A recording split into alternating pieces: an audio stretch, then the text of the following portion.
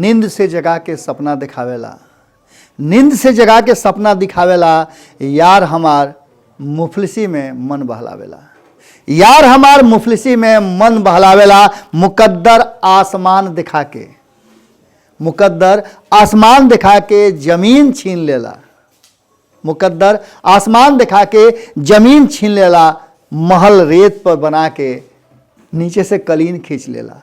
गोड़ आतनी हेरा से अभिनंदन बारू के अपना कार्यक्रम जना के नाम है कुटा ठोक के। बिहार और बिहार के राजनीति जहां खूंटा गाड़ देनी वो हमार है, और ये खुटवे के समय ना चाहे जैसा रहे, खूंटा मजबूत रहे के चाहिए। समय ना कबरियो जाला, लेकिन खूंटा अगर मजबूत बा तो वही रहेला, रसरी बांधल रहला वही पर समय ना उधियात रहेला। लेकिन मजबूत खूंटा केकर बा, के केकरा से मजबूत खूंटा गाड़ी, यह बात के चर्चा जबरदस्त ढंग से चल रहा बा। और एकरे पर बिहार के राजनीति पूरा जाके औधे मुंह गिर गई बा। अब यह बात के मारा मारी बा कि तहार खूंटा हमारा खूंटा से मजबूत कैसे, तहार हमरा से कमजोर बा, हमार तारा से मजबूत बा। और ये सब में जौन आवाजाही और भीतरे भीतर मन के अंदर जौन महत्वाकांक्षा बा, वो महत्वाकांक्षा के धीरे धीरे पझाइल मैंने जानता ही नो, धधकत होके आ ओकरा पे एक छीटा पानी मार दी तो आस्ते से आग पझा जाला, ओकरे के पझाइल कहा जाला। बड़ा हुलस से लोग एने से ओने दल बदलेला, चुनाव से पहले चुनाव के बाद हो। संपादक नमन मिश्रा जी बड़ा बढ़िया एगो बात कही ले, वहाँ के कहले रही कि चुनाव से पहले का देखत रह, चुनाव के बाद देखी है जौन खिलकटा खेल हुई।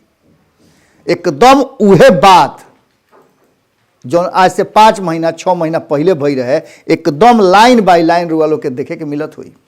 और पहले सरकार बनला के लगभग 2 महीना होके जा रहा बा, ओकरा बादो रुआ देख ली कि स्थिति का बा, मौसम कैसन चलता, ब्यार कौना तरफ बढ़ता, और केहू से संतुष्ट नहीं, सब केहू एक दूसरा पर शक करता। सरकार तो बन गई लेकिन असमंजस बरकरार बा।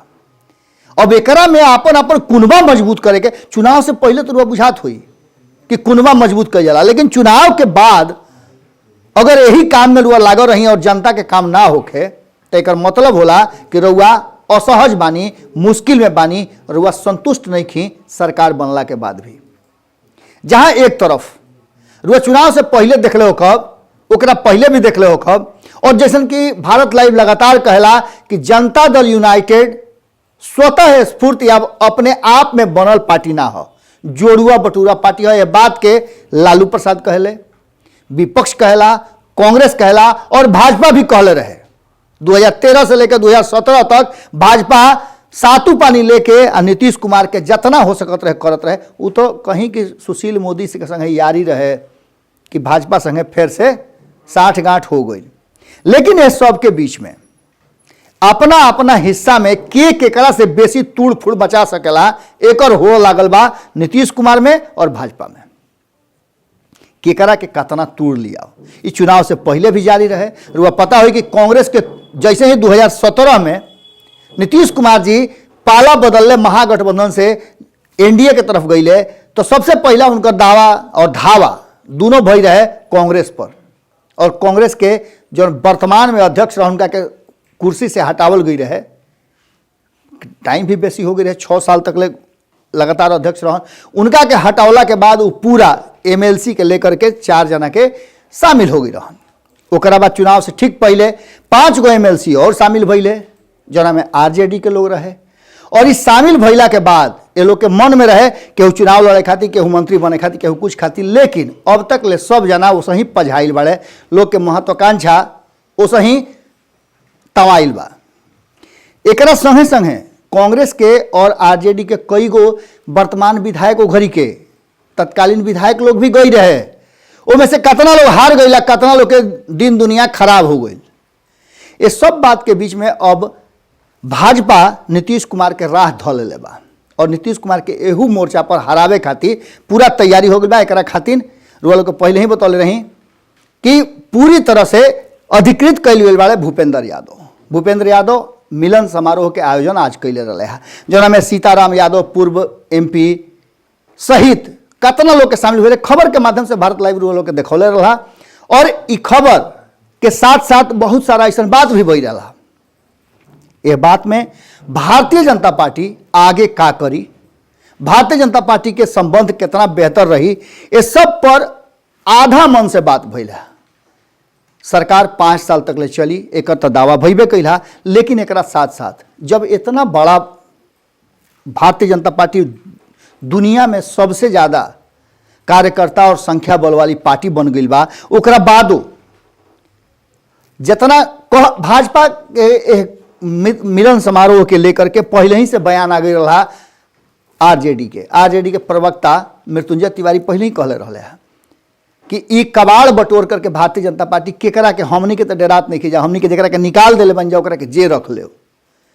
लेकिन कहीं ना कहीं दबाव निश्चित रूप से नीतीश कुमार जी पर पड़ता। नीतीश कुमार जी असहज बाड़े मंत्रिमंडल के गठन भइला के बाद सरकार भस जाई, इहो बात मृत्युंजय तिवारी कहले और ये बात लंबा चर्चा में चलत रहे। यह बात के शक कहीं ना कहीं नीतीश कुमार के बाद ये चलते मंत्रिमंडल गठन में उ देरी कर रहा बाड़े। ये सब बात के लेकर के आज बहुत सारा लोग शामिल भइल है। एमे आरजेडी के, कांग्रेस के, आरएलएसपी के नेता, कुल पुरान नेता जौन हाशिया पर रहे है, उनमें से ढेर लोग उहे शामिल भइल बा। हालांकि वर्तमान में टिकट ना मिलला से भी नाराज कई लोग शामिल भइल बा। जौन में संतोष मेहता 2015 में पटना साहिब से चुनाव लड़ रहन, नंदकिशोर यादव के विरुद्ध अच्छा खासा टक्कर दिले रहन, उनका अब के टिकट ना मिलल, उहो नाराज रहे हैं, शामिल भइले भाजपा में। सीताराम यादव पूर्व एमपी रहे हैं, उहो शामिल भइले। दिलीप यादव आरजेडी के पूर्व एमएलए रहे हैं, उहो शामिल भइले। सुबोध पासवान एक्स एमएलए रहे हैं, उहो शामिल भइले। रामदेव माझी रहे हैं पूर्व एमपी, उहो शामिल भइले। एकरा साथ साथ अनीता यादव सहित और भी कई लोग जो उनकी कांग्रेस के रही है। आरएलएसपी के भी कई नेता बाड़े, नगीना देवी एक्स एमएलए शामिल भइली है। ये सब के लेकर के भारतीय जनता पार्टी भीतर ही भीतर अपना के उत्साहित और हिम्मत बढ़ावे के काम कैल। एक पहले रुआ लोग के पता चल गई हुई कि पंचायत स्तर पर, भारत लाइव भी खबर रुआ लोग के सबसे पहले देखौले रहे कि पंचायत स्तर पर अब मुखिया लोग के भी जौन भाजपा समर्थित हुई हैं उनका के चुनाव लड़ावे के तैयारी चल रहा बा।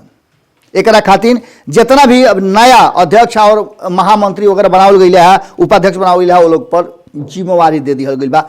ठीक उल्टा और यही रास्ता पर जदयू भी चल रहा बा। जदयू भी 41 गो जिलाध्यक्ष बना करके और जमीनी पकड़ के तैयारी करता। एक हाली तो फेल हो गई रहे, वो लोग के पते बा कि गांधी मैदान में पंचायत स्तर के अध्यक्ष और सचिव लोग के बैठक रहे, बुलावल गई रहे, वो लोग के ई देखावे खातिर कि हम कितना बड़का बानी, भस गई रहे।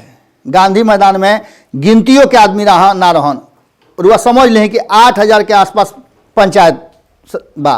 अब पंचायत में रुआ समझ लें कि का स्थिति बा, माने 80,000 के आसपास जब पंचायत बढ़ुए तो 80,000 पंचायत में रुआ डबल कल ही तो दुगना होके के चाहिए, लेकिन लोग ना जुटल, बड़ी किरकिरी और बड़ी बेइज्जती भइल। ये सब बात के लेकर के अब तो पंचायत भी बढ़ा दिया गई बा। एकरा अलावे और भी बहुत तरह के परिवर्तन भइल बा। ये चुनाव के लेकर के जहां एक तरफ तैयारी चल रहा बा, ओइजा दूसरा तरफ कहल ही जा रहा बा कि दोनों खेमा मध्यावधि चुनाव के भी भीतर भीतर तैयारी शुरू कर दिले बा। कारण कि नीतीश कुमार जी पूरी तरह से संतुष्ट नहीं खन अपना वर्तमान स्थिति और वर्तमान जो उनकर पद ओहदा बा। हालांकि मुख्यमंत्री की कुर्सी उनका हाथ में बा, बार बार कहता कि सब कुछ ठीक ठाक बा, लेकिन यह देर होना निश्चित रूप से कहीं ना कहीं असमंजस की स्थिति होता। और एकरा में भारतीय जनता पार्टी के लगातार टक्कर देना, चाहे उस संगठनिक रूप में होके या फिर सरकार के रूप में होके, नीतीश कुमार खातिर मुश्किल जरूर भई जाता। यही चलते बार बार जो भारतीय जनता पार्टी और आरजेडी दोनों दुश्मन के तरह व्यवहार कर रहा बा, ये बात अब छिपे वाला नहीं है। कारण कि रुआ समझ ली कि ये बात बिल्कुल एकदम परफेक्ट बा और एकरा के रुआ यह बात से जोड़ सकिले कि जौन स्थिति बा कि अगर मंत्रिमंडल के गठन होता और एकरा साथ साथ जौन 12 गो मनोनयन वाली बात बा एमएलसी के, ओकरों में अगर नीतीश कुमार जी कहीं पिछड़ जाता रहे तो उनका पार्टी में भारी विद्रोह हुई और जे लोग महत्वाकांक्षा पल रहा कि नीतीश कुमार जी अब के लिए उनका के सम्मान दी हैं, स्थान दी हैं, वो लोग विद्रोह कर सकेला। ऐसा स्थिति में भाजपा और जदयू के बीच में ये हो लागल कि के केकरा के कतना पछाड़ी और के केकरा से बेसी तोड़ फोड़ करी। ये बात के तरफ इशारा कर रहा बा कि बिहार और बिहार के राजनीति में सरकार से लेकर संगठन स्तर तक बहुत कुछ ठीक ठाक नहीं है और एनडीए में खलबली बा। तो महागठबंधन पर अब यह बात के दबाव बा कि एनडीए के खलबली के कैसे वो अपना खातिर फायदेमंद बना सकेला। हालांकि भूपेंद्र यादव एगो बात कह करके कि विशेष रूप से बिहार पर दूगो दबाव बहुत ज़्यादा बा। पहला दबाव बा कि एक बार फिर से वामपंथ और माओवादी लोग के आरजेडी स्थान दे दिले बा, साथ दे दिले बा और वो लोग के कुछ सीट जीत के आ जाना निश्चित रूप से बिहार खातिर अच्छा संकेत नहीं है। ये फिर से उग्रवादी लोग बन जाई और एक इनका से समाज के घाटा हुई। लाल झंडा जहाँ तहाँ गाड़े वाला लोग के फिर से पनपावे के आरजेडी के दोष लगाता वो ये परिवारवादी पार्टी भी कहल जा रहा बा और एकरा से दोष बतावल जाता, जबकि दोसरा के आँख के फूली नालों के आपन माड़ा देखावे खातिर लोग बेचैन रहेला, छुपावे खातिर बेचैन रहेला। सूप और चलनी वाला हाल बा के केकरा के दूसरे लायक बा।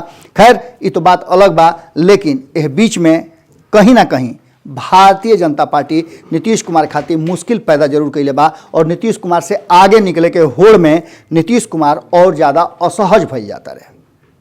आज के खूंटा ठोक में एजे विराम देतानी, काल फिर रुआ लोग से भेंट हुई। यह बीच में अगर रुआ लोग के पास भी कोनो तरह के जानकारी बा, कुछ सोचतानी, कुछ विचार बा तो जरूर लिखी सब है।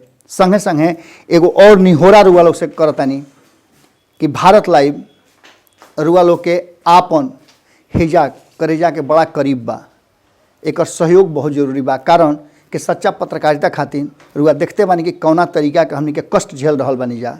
पूरा टीम रुआ लोग के हमेशा आभारी बा कि रुआ लोग जौन सहयोग कर रहा बानी, इस सहयोग जारी रहे।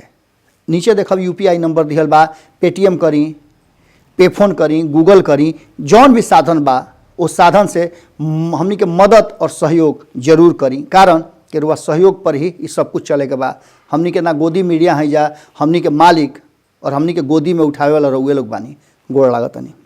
अगर ये वीडियो पसंद आई और रुआ बिहार के राजनीति और बिहारियत से सरोकार रखेनी तो सब्सक्राइब बटन दबा के चैनल के सब्सक्राइब कर ली। ओजे एगो घंटी बा, ओकरा बटन दबा देला से कुल सटीक और मारक खबर रुआ मुफ्त में मिल जाई।